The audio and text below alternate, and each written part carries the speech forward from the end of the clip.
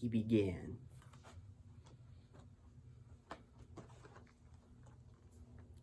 He fall.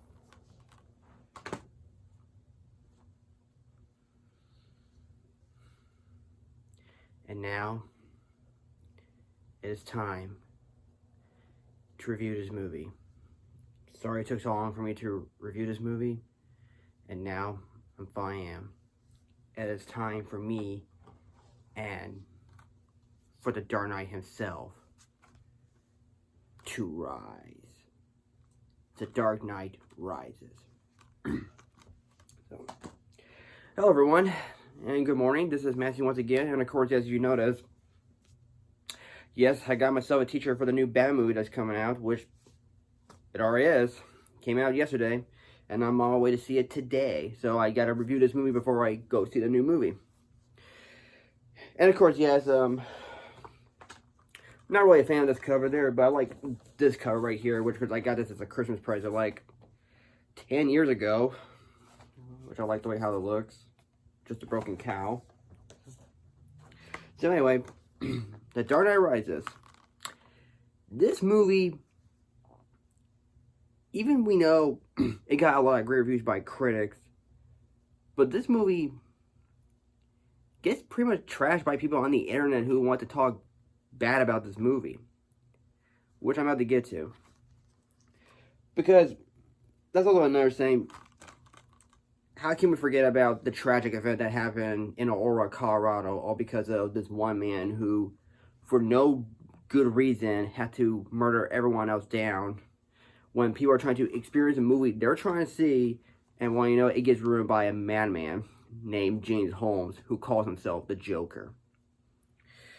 It was a very tragic day when that news happened, and I wasn't expecting it, but thankfully when I saw it, we did not get that issue. And before I go into this movie, let's all take a moment of silence to the people of Colorado.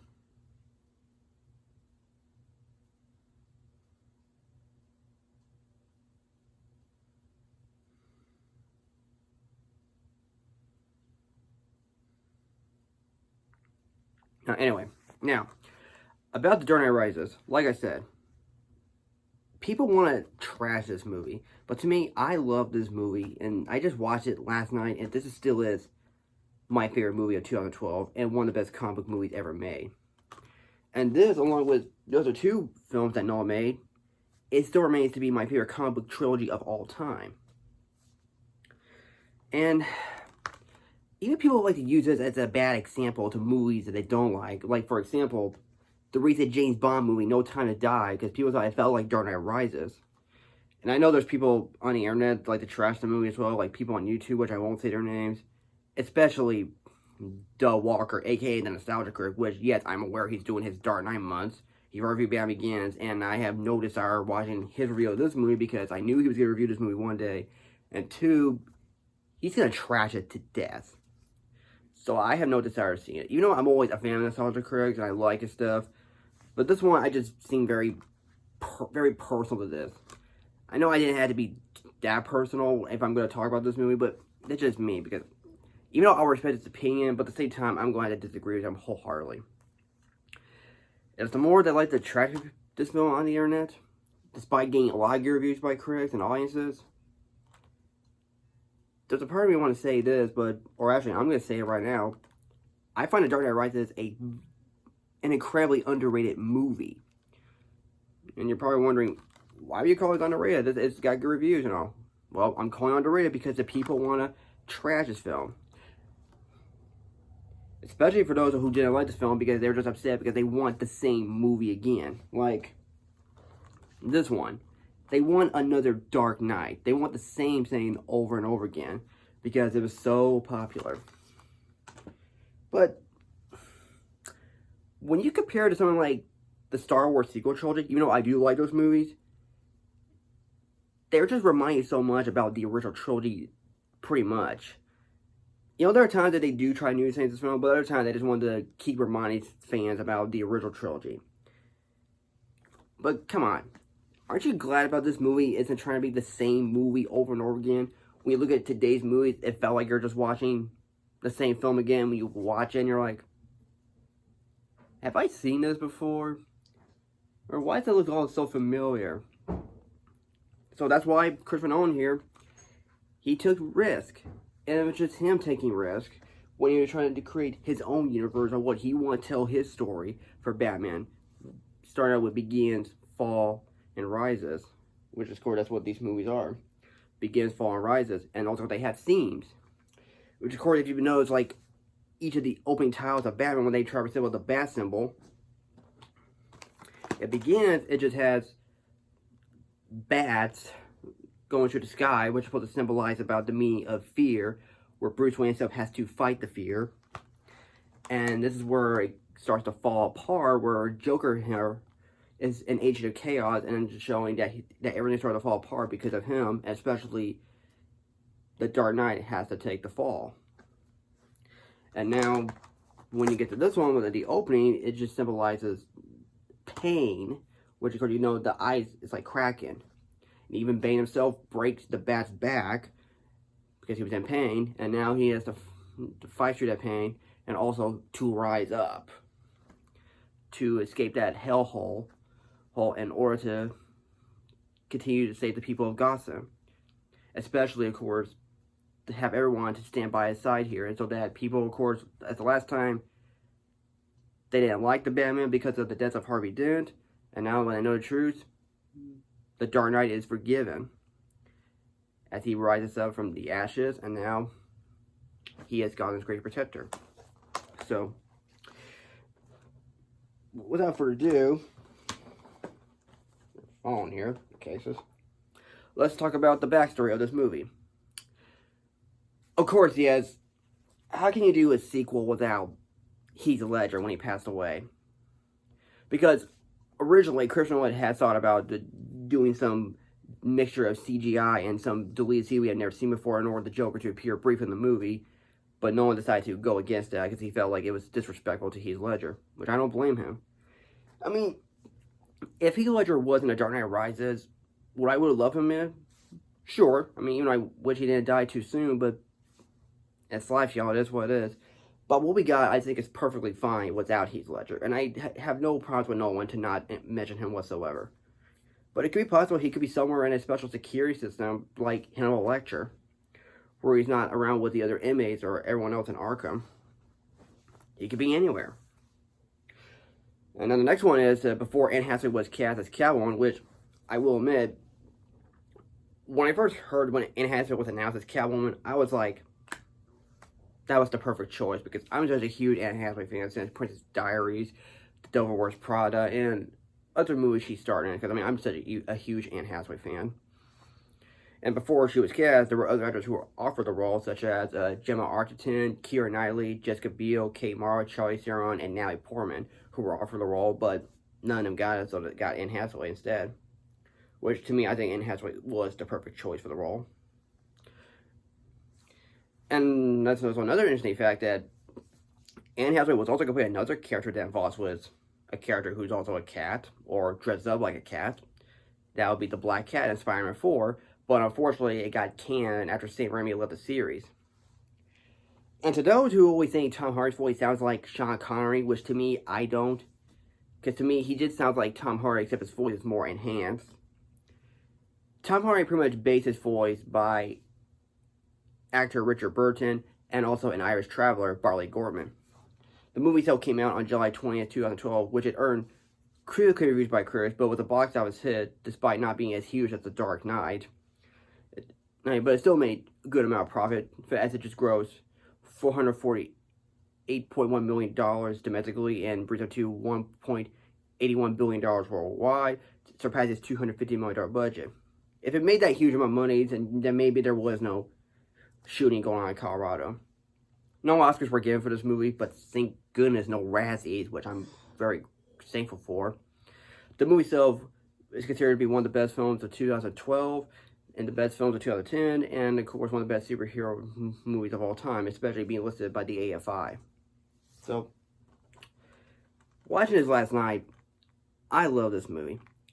And I don't care what anyone says when you're trying to think about Bane's voice, Talia al Ghul's death scene, the plot holes, or this and that, and some of the choices they made. I mean, to each your own, but You know, I may be doing some ranting on this movie, but I don't know, I'm holding Batman Begins there, but after I'm holding this one, so excuse me, a little sense of humor there. But like I said, you have the right to your own opinion. If you don't like Bane's voice, or you don't like some of the choices they made, Talia al Ghul's death scene, and some of the plot holes you like to keep pointing out, that's fine. I respect your opinion, but I disagree wholeheartedly, because to me personally, as much as I respect your opinion, but to me, I think you're just being way too hard on this movie. I mean, I'd rather watch this than something like Iron Man 3, which, that's a movie that I'm not really a big fan of, but who knows if that movie can grow on me, because last time I saw it, I liked it, but the more I kept thinking of it, it just kept getting worse and worse, so I'd rather watch this over Iron Man 3, because even that one tried to be like this movie, but sucks at it. But I digress. And of course, yes, I know that Christopher Nolan, people are just like that harp on him because he wants to keep his movies be shown this year, but not going into safer route to show movies on streaming services. And I don't blame the guy. And I'm not going to name these people on Twitter who like to trash Christopher Nolan, because to me, he was trying to keep cinema alive and going. Especially when I saw it in the theater, I was really into the story. I laugh, especially for Anne Hathaway. I cry, and of course at the end of the movie, we applauded, because that was like an ongoing movie experience, especially when I saw this movie in IMAX. So, I know I didn't see 10 this year because of COVID, which I was completely bummed out by, but I'm happy Christopher Nolan is sticking to his guns. I mean, I love streaming service, but it will never be the same as seeing movies on the bigger screen. Because during my time, I didn't grow up with the internet. I grew up with playing toys, playing video games, watch TV, and go see movies on the big screen. That's how I view movies, as they're meant to be seen on the big screen, not on a TV screen. I mean, I like streaming, but movies are meant to be in cinema. And thanks to Spider-Man No Way Home, it saved movie theaters when it grossed $1 billion worldwide, so at least it saved cinemas. So, and of course, yes, I know, even when I mentioned about, like, plot holes or whatever, they always wonder, like, how did Bruce Wayne get back to Gotham, or why is Batman spending so much time making a bat symbol when it's with gasoline, and then you have to light up on the bridge. Well, to me, if you've been watching the two Batman films, you know that Bruce Wayne has a brain, you know, and he knows how to get back to Gotham because he's a crime-fighting detective. And two, he's just trying to show his enemies that he's really here. But even I don't know how to explain it, but to me, I really don't care about that one part on the bridge. I can just let that go and suspend my disbelief at how awesome it is when Batman shows up from the shadows. He just tells Gordon to light up. And then when it lights up, the Batman is here. I mean, I can just let that go and enjoy it for what it is. And of course, as for Talia al Ghul's death scene, there was no one in the theater that actually laughed. Because I didn't think it was a laughable death scene. I mean, what do you expect? Get blown by a Death Star or something? What do you want her death scene to be? Because I thought her death scene was perfectly fine. And I thought Miriam Cotillard did a really good job portraying the role as Miranda Tate, which, of course, later on we found out is Talia al Ghul, which I figured she was Talia al Ghul, judging by the photos. Even when she says her name, Talia, I just said to myself, or in my mind said, I knew it. So, but anyway, without further ado, I really love The Dark Knight Rises. I'll respect your opinion, but I would have to disagree with you. The more you like to harp on this movie, the more I want to defend it, and the more I want to say this is an underrated movie. You know, it did get a lot of love by critics, but it's just really the internet that keeps trashing this movie. And it really doesn't deserve it. I appreciate for Chris Nolan taking a risk with this movie. I thought he did an incredible job on directing this movie. I love the story for what it was trying to tell. Especially like viewing these movies, you now have a beginning, a middle, and an end, and they are all planned out very well than the Star Wars sequel trilogy. You know, I like the sequel trilogy, but I like these better. Because at least they were planned out. And I thought Christian Bale, of course, is still as incredible as both Bruce Wayne and Batman, which I love him in all three of those movies. Anne Hathaway, definitely one of the best things about this movie. She really is Catwoman. Love Gary Oldman. Tom Hardy is pretty good as Bane. Not up there with Heath Ledger's Joker, but he was really good. And I do love Joseph Gordon-Levitt, and very ambitious take on the character of Robin, since he's a mixture of all three of the Robins, such as Dick Grayson, Jason Todd, and Tim Drake. And I really do love Hans Zimmer's music. It's definitely one of the best scores I've ever heard, especially their moments that makes me want to tear up. And then the action scenes are very good. And I love the scope of this movie, especially being shot in IMAX like The Dark Knight. It's breathtaking to look at. And the movie itself, it did not feel like it was that slow. It felt like it was going by at a very fast pace. So,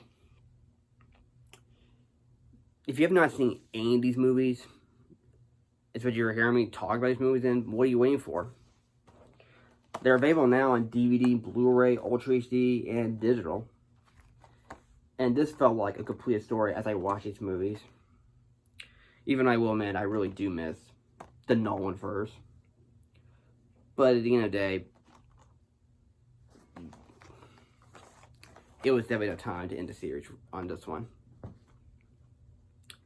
If people think this is the wrong way to end the series, but to me personally, it ended the right way. So, I love The Dark Knight Rises as much as I love Begins and The Dark Knight. And like these two movies, The Dark Knight Rises itself really earns an A+.